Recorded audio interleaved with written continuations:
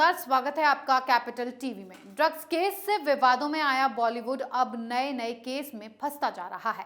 इस बार नए विवाद में फंसी हैं बॉलीवुड की सुपरस्टार ऐश्वर्या राय। ऐश्वर्या राय पर पनामा पेपर लीक मामले को लेकर शिकंजा कसा गया है और ईडी ने मनी लॉन्ड्रिंग केस में समन करके पूछताछ के लिए बुलाया है। क्या ऐश्वर्या राय की भी हो सकती है गिरफ्तारी? इस रिपोर्ट में देखिए।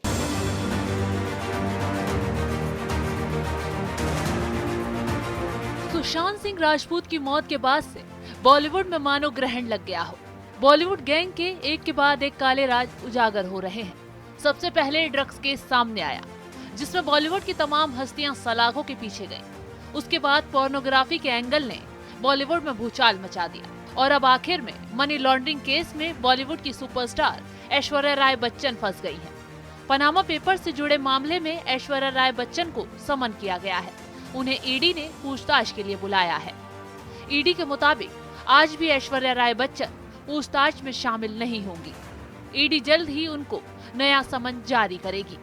इस मामले में हाल ही में ईडी ने अभिषेक बच्चन को भी समन किया था। ऐश्वर्या राय को 2 बार पहले भी बुलाया गया था, लेकिन दोनों ही बार उन्होंने नोटिस को स्थगित करने की गुजारिश की थी।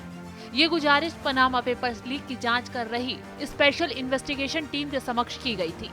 लेकिन अगर बार बार ऐश्वर्या पूछताछ से भागी तो ईडी उन्हें गिरफ्तार कर सकती है और फिर सलाखों के पीछे जाना पड़ सकता है। दरअसल ईडी ने ऐश्वर्या को फेमा के मामले में समन किया था। ये समन नवंबर में 9 तारीख को प्रतीक्षा यानी बच्चन परिवार के आवास पर भेजा गया था। 15 दिन में इसका जवाब मांगा गया था। ऐश्वर्या ने ईमेल के जरिए ईडी को जवाब दिया। वहीं इस मामले की जांच कर रही एसआईटी में ईडी, इनकम टैक्स और दूसरी एजेंसी शामिल हैं। आखिर पनामा पेपर लीक से जुड़ा ये मामला क्या है, जिसको लेकर विवाद तेजी पकड़ रहा है, तो ये भी जान लीजिए। दरअसल पनामा पेपर लीक मामले में कंपनी के लीगल दस्तावेज लीक हुए थे। ये डेटा जर्मन न्यूज़पेपर ने पनामा पेपर नाम से 3 अप्रैल 2016 को रिलीज किया था। इसमें भारत समेत 200 देशों के राजनेता, बिजनेसमैन, सेलिब्रिटी के नाम शामिल थे, जिन पर मनी लॉन्ड्रिंग के आरोप लगे थे। इसमें 1977 से 2015 के अंत तक की सारी जानकारियां दी गई थी। लिस्ट में 300 भारतीयों के नाम शामिल थे। इसमें ऐश्वर्या के अलावा अमिताभ बच्चन, अजय देवगन का नाम भी शामिल था। देश के पूर्व सॉलिसिटर जनरल और सुप्रीम कोर्ट के वकील हरीश साल्वे, भगोड़े कारोबारी Vijay Mallya, most wanted criminal Iqbal Mirchi का नाम भी शामिल था। मामला सुप्रीम कोर्ट तक भी पहुंचा था। फिर केंद्र सरकार ने इस मामले में मल्टी एजेंसी ग्रुप का गठन किया था।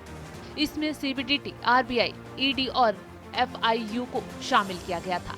एमएजी ने सभी नामों की जांच करके रिपोर्ट काले धन की जांच के लिए बनी एसआईटी और केंद्र सरकार को दे रही थी, जिसमें ये लोग फंसते चले गए।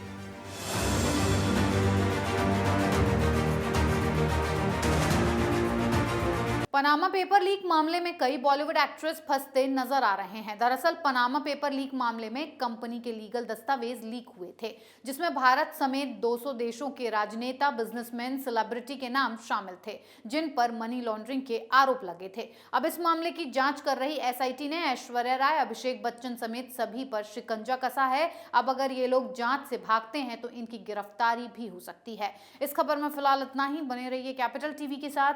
जय हिंद।